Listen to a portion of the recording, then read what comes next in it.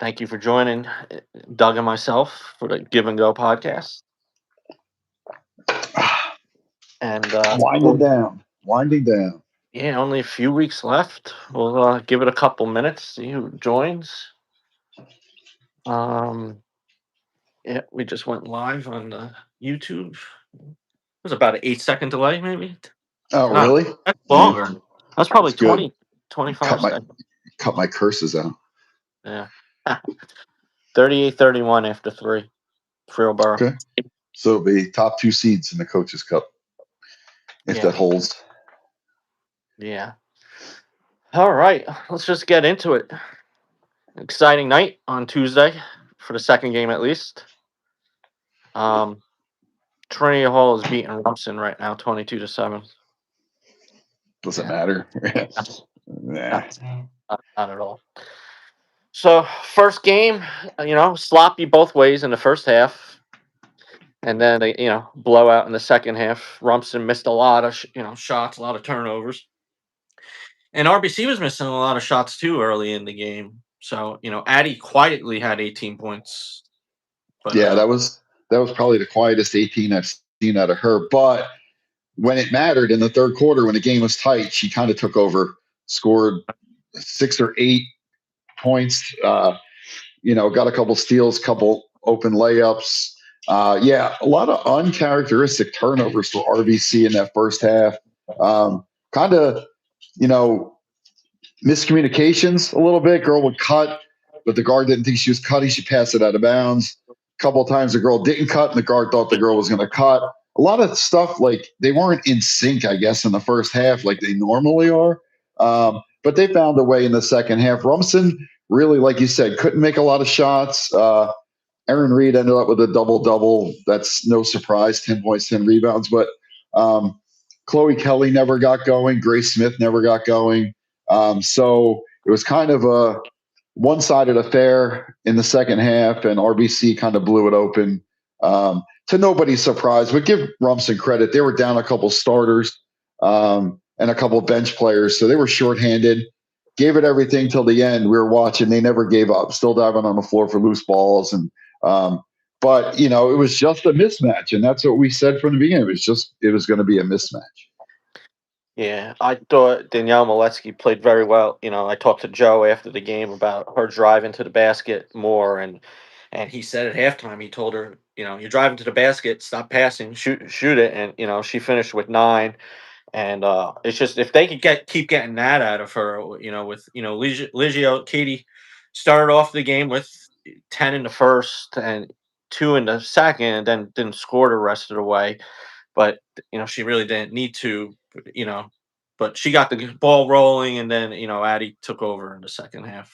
Yeah, and they got to rest their starters a bit in the fourth quarter when they blew it open.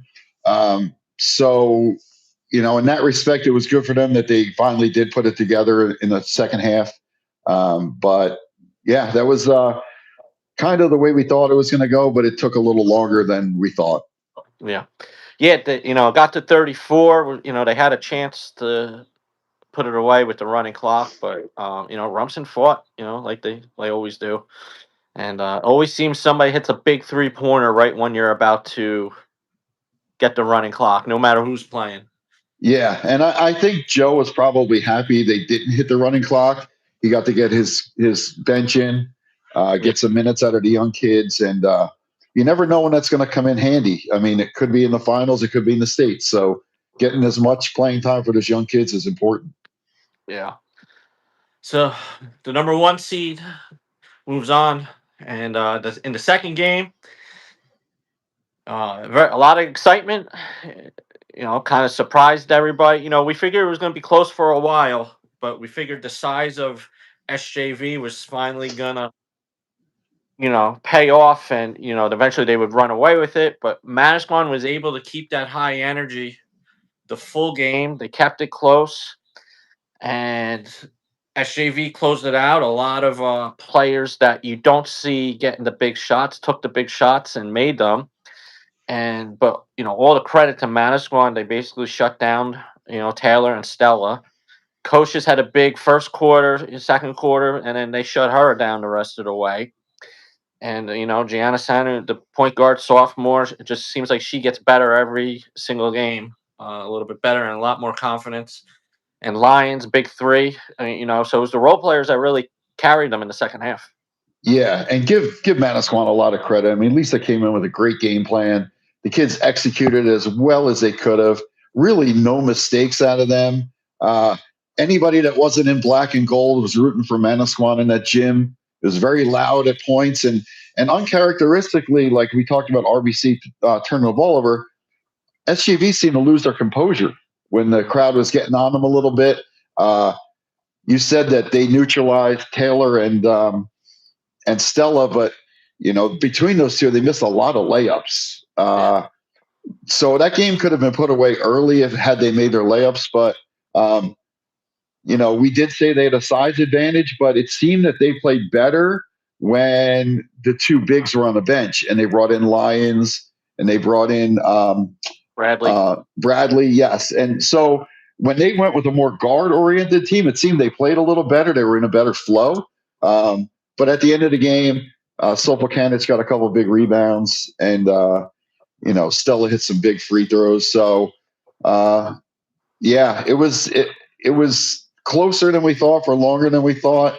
A couple of things happened in that game, foul wise, that could have really hurt Manasquan.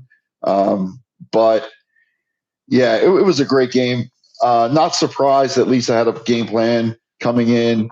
Not surprised that Dawn countered at the end. And just what happens when you have two great coaches going against each other that know each other. Crazy things like that happen, but they move on, and we get the matchup everybody thought we were going to get. Yeah, and we should talk about that foul situation because that had major impact on the game. People didn't see there was a foul called. It was originally the hand signal by the ref, and that ref does a pretty good job. He signaled 15, clearly signaled 15. The announcers that did play by play saw it, even said it. I think the clock operator originally put 15, but then it was quickly changed to 13. Jordan Hollowell, which would give her her third. But the Manasquan book saw 15. They wrote 15. The assistant coach from Manasquan wrote 15 in his book, and they didn't know it was it was 13. Now, whether verbally the ref said 13, I don't, we don't know. We were too far away, but he clearly put 15 on. But Lisa left Jordan out there thinking it was her own. She only had two. It wasn't on her, and my issue comes in if she would have picked up another foul in that 1 minute that Lisa wasn't aware. That Jordan actually got her third, that would have been four. And to me, Lisa would have a big gripe with that.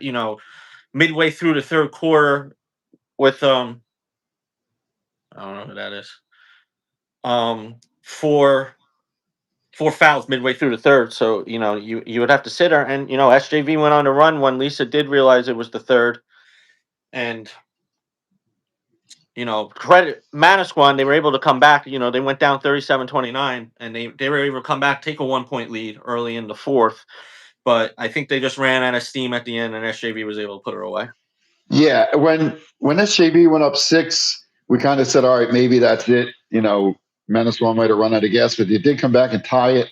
But that whole foul situation, when the foul happened, I thought the foul was on Hollowell. That's who I immediately said, oh, that's Jordan's third. The referee came over, signaled 1-5, clearly had a 1 and a 5 up. So I said to you, I thought the foul was on Jordan. You said, no, they called it on Valteris. I said, okay, no problem. So I wrote in my book, foul on 15. And then you pointed to the scoreboard and it said 3 on 13. And I said, I thought they called it on Valteris. And you said they did.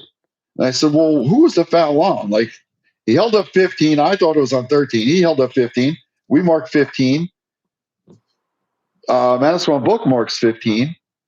And then I swear I heard the PA address announcer say the foul has been changed to number 13 on Manasquan. I swear I heard it. But if that's the case, who changed it? Did the ref come over and say, "Oh, I made a mistake. It was on 13." But I never saw another ref come over and say, we changed the foul to 13.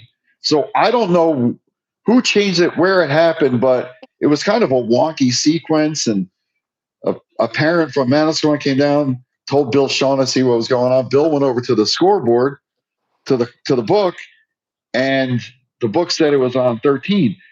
And Bill said, well, they said 15. Then they made him sit down, and it never got resolved. But yeah, it could have been disastrous for Manasquan had Jordan picked up another foul in that minute and a half where Manasquan thought it was on Valteris and the book had it on Hollowell. Yeah, and SJV was able to take advantage. Because either way, like you said, we thought the foul was on Jordan, but you never know. When there's two players close to the ball, maybe Valteris took a swipe. We didn't see, and that's why she got called with it. You never know. But either way, Jordan, she left it all out on the floor. Shannon Looney had a great game. Very aggressive going to the basket. Really helped get them back in it actually when they were down 8. So just great game by Manasquan. They made it exciting. After the first game was second half got a little out of control. Jim was wild, which is what we needed. So and then it sets up number 1, number 2 from round number 3. Like from day one, this kind of was what everybody expected, and this is what we're going to get. Yeah. So let's 6 o'clock tomorrow, Monmouth. I really suggest get there early, especially RBC boys are playing too in the second game against Right. CBA. So the RBC students will be there CBA early. students always travel, so yeah, I get there early. Yeah. So let's start. Let's break down. Number 1 RBC. They all we all know Addie. I think she scored 25 in their second game. Really did majority of the work.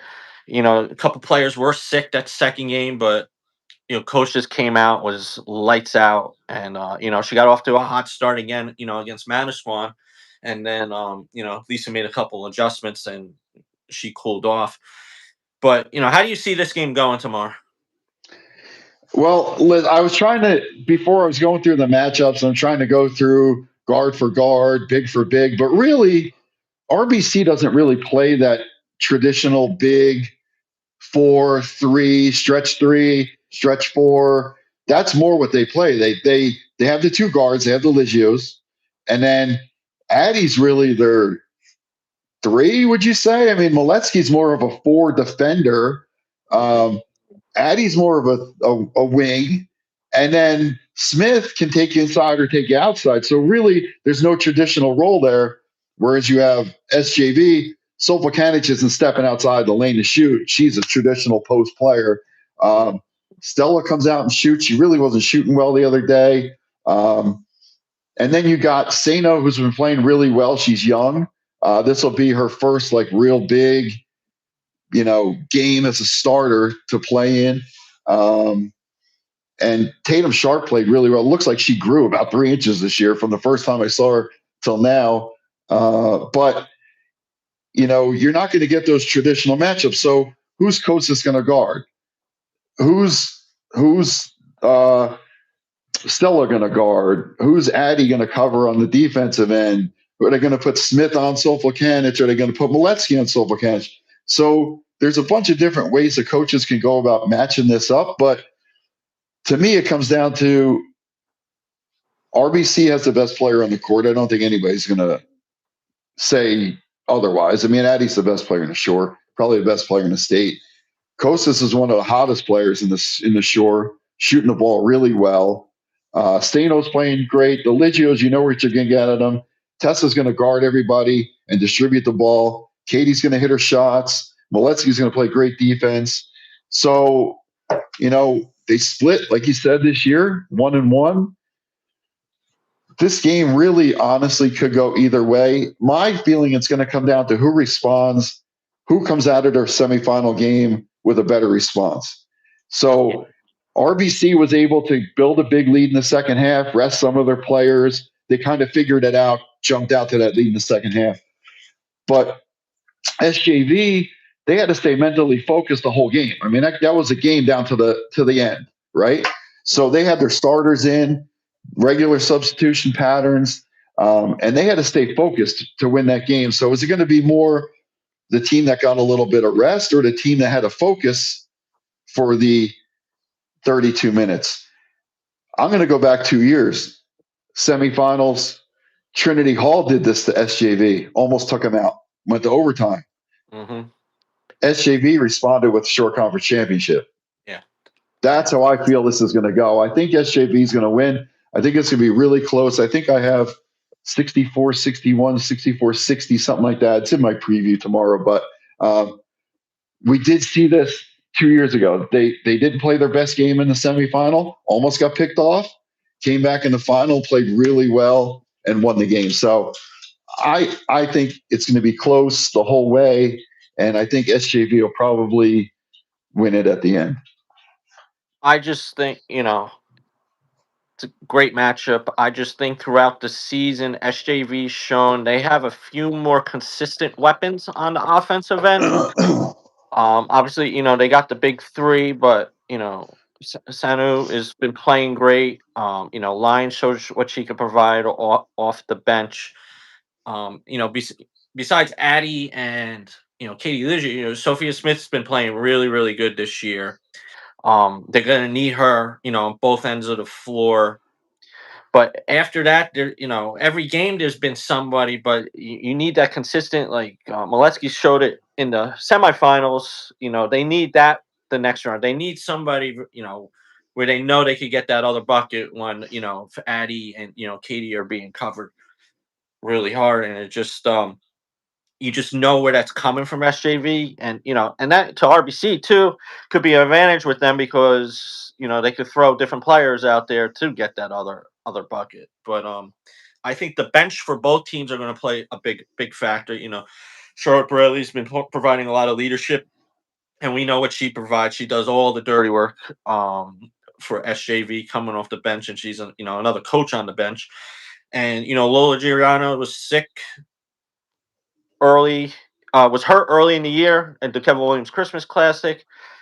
Was sick in the second meeting.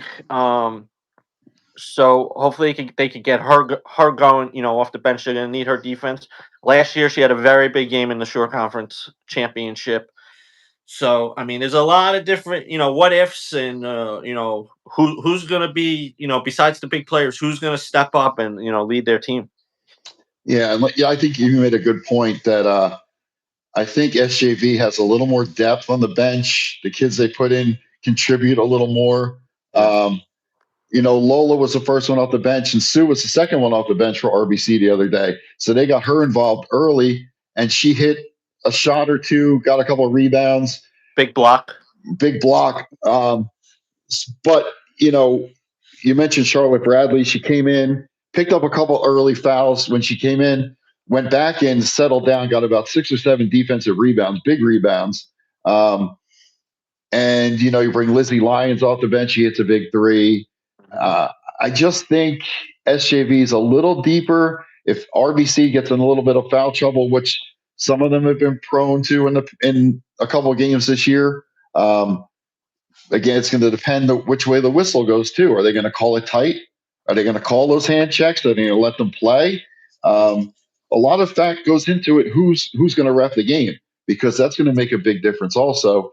But I just think the depth, they've been here before. They've been in this situation, and I think that gives SJV a little bit of an advantage.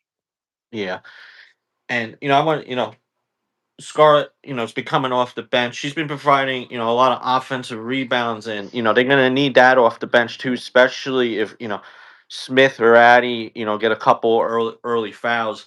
They're going to need her, strength and to box out the bigs, to give them the second that they got so many against St. Rose in the quarterfinals, and I mean I don't. You had the stats. I don't think they hit the offensive boards as strong against Rumson as they did against St. Rose. No, there was a lot of tie-ups, also a lot of jump balls, loose balls on the floor, a couple of balls that went out of bounds. But yeah, you mentioned LeVake. I think her and Sue came in at the same time, so it wasn't just Sue second off the bench. Yeah. But now you're relying on a freshman as the second or third kid off the bench, whereas SJV has a little more experience coming off the bench. Yeah, I think RBC is going to have to play better earlier this game than they did the other game. Kind of make it, close every quarter. And listen, RBC could easily win this game. I mean, we're not fooling ourselves here. We just think SJV is going to win, but if RBC wins, it wouldn't really surprise anybody. No, and we know how good Addie is. Just take that Rutgers Prep game when they were down 12 or 13 in the Yeah, third she just quarter, took and she over. scored 12 straight points. And and she has the ability. She's like I said, she scored 25 in the second game. That was really the most. The offense RBC was really getting in that game. So I don't know if that was a strategy by SJV. Let Addie get her points, and we're going to D up Katie and make sure that other players don't beat us. I don't know. Championship game, I don't think you do that because I think you let Addie score 25, she's going to take you for for 40. Right. So yeah, it's a lot. Like you said, I picked SJV too. I think that's 65-59, I think, or 66-59. Basically, foul shots at the end of the game to expand it. But it really is a coin flip. I think it's going to come to the role players and whose role players play better once you take the stars out that are going to get most of the accolades. Yeah, definitely. Yeah, it plus you get the coaching matchup. Dawn and Joe know each other really well. How many times do they face each other? Can one of them come up with a new wrinkle maybe that the other hasn't seen? I wouldn't doubt either one of them could come up with something that the other hasn't seen. But it's gonna be great.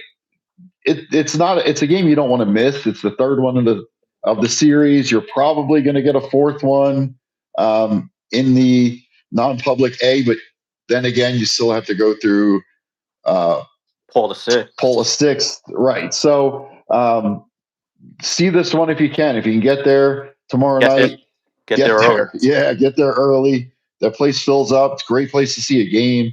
Well, tickets went on sale today, I think. Today, right? I think at 10 o'clock. So I didn't hear about anything being sold out or anything, but yeah, and we were talking the other day. There weren't many games going on in the Shore on Wednesday or Tuesday night, but there weren't many girls from around the Shore watching the game. Like I remember, Homedale was there. Some St. Rose players were there. Yeah, Lindsay Cribbin I saw with her dad up in the stands. But I remember, a couple of years ago, no matter who was playing, there was always girls from other schools going to see the other teams play. I mean, if you're not doing anything on a Friday night at 6 o'clock, this is a game you should go watch because, you're going to be treated to a classic. I mean, it's going to be good no matter what. So, yeah, I'm really looking forward to this. Maybe even, I went to St. Rose. I might be looking forward to more this year than last year. And St. Rose kind of surprised us last year. They had a chance to win that game last year. So yeah, figured RBC was going to pull away late and make it, where it wasn't going to be really that contested in the fourth. But St. Rose made it a game. But this, you just know this is coming down to the last couple possessions this game. So, hopefully everybody's healthy and not sick. And because we've been hearing from coaches all over the Shore, the players are, stomach bugs, flu, and Joe and me talked, a little bit the second SJV game, how, 20 years ago, a player got sick. It was maybe one game, one player missed. Now a player gets sick, it goes through the whole team and everybody's missing multiple games. So yeah, just hope, for a matchup like this, you want everybody 100%. Yeah, I mean, you want everybody healthy. You want everybody at their best. You don't want either team to have an excuse. And not that any coach or player on either team would use that as an excuse, but you want this to be 100%. Both teams 100%. Everybody raring to go. The crowd into the game. this has the makings to be a great one. Yeah. Just to update, Saturday the finals is going to be Frio Borough and Wall in the Coaches Cup. The 1 and 2 seed. Frio Borough won 60-45, I think. Wall won by 11. So that So that we could get be a the good. 1 and 2 in the short conference and the 1 and 2 in the coaches cup. Which kind of showed, the PowerPoint system did, work. You had the best teams in the short conference tournament, and then obviously the next two best teams made it to the finals in the Coaches Cup. So, Yep. And that game will be at Freehold Frio Borough, I Borough, believe, right? Yeah. yes, at Frio Borough. So, that should be a good one. We can talk about that real quick. I would think Wall probably a little bit of a favorite, even though they're going on the road. Aaron McBaron's been just playing a really good this season. But But so's Olivia Batchelor for Freehold yeah, Borough. She's playing really well. So I had not gotten to see Freehold Borough this year. We did see no, Wall a couple times. Um, Wall's been playing really well. Borough's the number 1 seed. I mean, that's another game that could probably go either way, yeah, depending which big star shows up, which supporting players show up, and again, how the game is called. You know, is it going to be called tight? Are they going to let them play? A lot of factors go into. It's not just the best players and the best teams, and who refs the game, how they decide to call the game. That goes into it also. yeah. I mean, I'm assuming Danilo will be one of the officials. We didn't see him. He didn't ref in the semifinals, so I would assume he's going to be refing the final. In the Maybe past, they brought Maureen. over some referees from the boys' side to ref the girls. So we just don't know. I would bet you're going to see Big Jim out there. That would probably be my guess because he didn't rep the semifinals. Um, Hmm. and we'll see. I mean, it's going to be exciting. So I Yeah, can't wait. yeah. Yeah. Well, me and you will be there early. Um, I'm looking forward to this. This- I'm excited about this. Usually by this time of the year, I'm exhausted between my main job and this. The Hmm. week I had, and I'm energized actually for this tomorrow. I'm gonna get a good night's sleep, get some lunch, and get up to Monmouth early. And always good to see the fans getting there early and what kind of line it is waiting to get in and waiting Yeah, still to pick up some tickets. yeah. So, but And the boys' game should be good. Uh, yeah, they played once this year, and I think CBA won by 4. yeah. So, RBC was right there with the best team in the shore. They upset I Wall don't last night. So, I don't think Avery Lynch played yesterday. I didn't see oh, him in the he stat didn't? book. I No. don't know. I'm gonna reach out to Matt Manley, but his name wasn't in like he wasn't listed as one of the players in the stats. Hmm. So curious there because that's a big player if he's sick or hurt. Yeah, For definitely. Um, um, RBC's playing really well. So, yeah, both games should be pretty good. So, usually what happens is we get an initial wave of crowd for the girls' game, and then it starts filling up about halftime of the girls' game for the boys' game. But I think tomorrow, I think that place should be packed from the jump because this is 2 games you want to see. I think you're gonna see a lot of out of area girls fans coming down for this game or coming up from South Yeah, Jersey. it's number 1 and 2 in the state. Why wouldn't you want to Yeah, be there? and two teams in the top 20 in the country. I think I don't Yeah, know, follow the yeah, country rank. I do see RBC with a little edge in the crowd because especially with the boys playing after. I think that'll definitely go in their favor because the student section is going to be wild up. Could see them being there early, so um, do that. And traditionally, you don't see a lot of SJV students at the yeah, basketball. yeah. Not a big. Fans don't really show up for the Lancers. Maybe it's because they win so much and they're just like, they win anyway. What's the difference? But if you're a student there, you really should be there supporting your team. Um, you know, CBA always the boys always travel. They always have a rowdy crowd. They're kind of like the Duke Cameron Crazies with their cheers and their chants and their stomps. And, you know, I always go back. I remember when they used to play Lakewood back in the late 80s, early 90s, and the wars that those teams used to have, and chants from each side that they wouldn't let people say now anymore. Like they would be shut down right away. But it was great to see. Like I would always make sure if I wasn't playing, I was at the CBA Lakewood game because I mean that was incredible. So yeah, there you go, Yeah. Sean Bradley. He knows all about the Colt Crazies. Um, but you know they travel, they're loud, they're crazy. So and like you said, RBC will have a big crowd because the boys and the girls are playing. So atmosphere should be great. Yeah. All right. So look at Doug will have the preview, the printed preview portion out tomorrow. Either be posted tomorrow morning or later tonight with our predictions, and I'll have our two guests that we had on as predictions Yep, for that game as well. And look forward to seeing everyone tomorrow, and then we move on to states. that's it. So get the big one tomorrow. Get a couple days off and start our state championship quest. Yep. So, all right, everybody. Thank you for joining us. Not a long one today. Not only a couple teams to talk about. So, appreciate all the support, and we'll see everybody tomorrow. Yep. See you guys tomorrow. Okay.